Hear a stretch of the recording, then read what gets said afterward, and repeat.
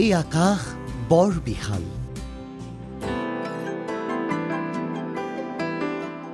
এই মাটি বৰ ৰসাল। জুৰি বয় নদীলৈ, নদী বয় সাগৰলৈ। একোটা গীতৰ কলিৰ দৰেই অপৰূপ হৈ উঠিছে ৰায়মনা। ৰাজ্যৰ প্ৰাকৃতিক মানচিত্ৰত উজ্বলি উঠিছে ৰায়মনা। ৰায়মনা ৰাষ্ট্ৰীয় উদ্যান 2021 চনত ৰাজ্য চৰকাৰে ঘোষণা কৰা ৰাষ্ট্ৰীয় উদ্যানখনে সম্প্ৰতি আশাৰ বতৰা কঢ়িয়াই আনিছে পৰ্যটন ক্ষেত্ৰখনলৈ। পশ্চিম অসমৰ একমাত্ৰ ৰাষ্ট্ৰীয় উদ্যান হৈছে ৰায়মনা ৰাষ্ট্ৰীয় উদ্যান। ৰাষ্ট্ৰীয় উদ্যানখন সম্প্ৰতি BTC চৰকাৰৰ ৰাজহ সংগ্ৰহৰ এক কেন্দ্ৰবিন্দু হৈ পৰিছে। উত্তৰে ভূটান আৰু পশ্চিমবংগৰ বক্সা টাইগাৰ ৰিজাৰ্ভ ফৰেষ্টে আগুৰি থকা উদ্যানখন কেৱল প্ৰাকৃতিক সৌন্দৰ্যই ভৰাই নহয়, ভৌগোলিকভাৱেও ই অতিকৈ চহকী। উদ্যানৰ চৌদিশে আছে নদী। 4খনকৈ নদীয়ে ইয়াৰ শোভা বৰ্ধন কৰিছে। অসমৰ আন 5খন ৰাষ্ট্ৰীয় উদ্যানৰ তুলনাত এইখন ৰাষ্ট্ৰীয় উদ্যানে কম দিনৰ ভিতৰতে কঢ়িয়াই আনিছে সুনাম। 2024 বৰ্ষত প্ৰায় 4,000 অধিক বিদেশী পৰ্যটকৰ আগমন ঘটিছে উদ্যানখনলৈ। বিদেশী পৰ্যটকৰ পৰা কিবা লাখ টকাৰ ৰাজহ সংগ্ৰহ কৰিছে কচুগাঁও বন সংমণ্ডলে। উদ্যানখনত বৰ্তমান পখিলাৰ প্ৰজাতি প্ৰায় 200ৰো অধিক।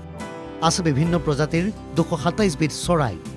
ফুটুকী হৰিণ, সোণালী বান্দৰে মোহিছে পৰ্যটকক। লগতে আছে বনৰীয়া গৰু, গাহৰি, হাতী, ভালুক, সুগৰী পহু, শৰ পহু, বাঘ ইত্যাদি। এই ৰায়মনা ৰাষ্ট্ৰীয় উদ্যানত আহিবলৈ আমাৰ যিটো মুখ্য দুৱাৰ চেণ্ট্ৰেল ৰেঞ্চৰ পৰা সোমাবৰ কাৰণে ইয়াতে থকা লোৱাৰ কাৰণে এটা প্ৰাইভেট ৰিজৰ্টো আছে। তাতে থাকিব পাৰিব। তাৰ পৰা জিপচি চাফাৰী এভেইলেবল আছে। পৰ্যটকৰ বিষয়ে আকৰ্ষণীয় কেন্দ্ৰবিন্দু মানে আমাৰ ইয়াৰ ৰায়মনা ৰাষ্ট্ৰীয় উদ্যান 2021 5 জুন তাৰিখে ঘোষণা কৰিছে।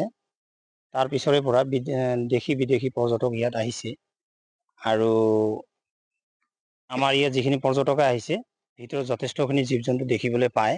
ৰায়মনা ৰাষ্ট্ৰীয় উদ্যানখন আকাৰত 422 বৰ্গ কিলোমিটাৰ যদিও ভূটান আৰু পশ্চিমবংগ স্পৰ্শ কৰি থকাৰ বাবে চলাফুৰা কৰিবলৈ ই এক বৃহৎ এলেকা, যাৰ ফলত অতি কম দিনৰ ভিতৰতে বন্য জীৱ জন্তু বৃদ্ধি পাইছে উদ্যানখনত।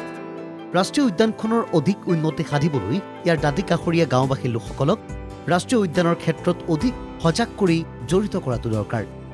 তদুপৰি বিদেশী পৰ্যটকৰ সুবিধাৰ প্ৰতি লক্ষ্য ৰাখি বিশুদ্ধ খোৱা পানী, শৌচাগাৰ, প্ৰস্ৰাৱগাৰৰ ব্যৱস্থা কৰাৰ উপৰিও পৰ্যাপ্ত জীপ চাফাৰীৰ ব্যৱস্থাৰ প্ৰয়োজন আছে বুলি প্ৰকাশ কৰে প্ৰকৃতিপ্ৰেমীসকলে।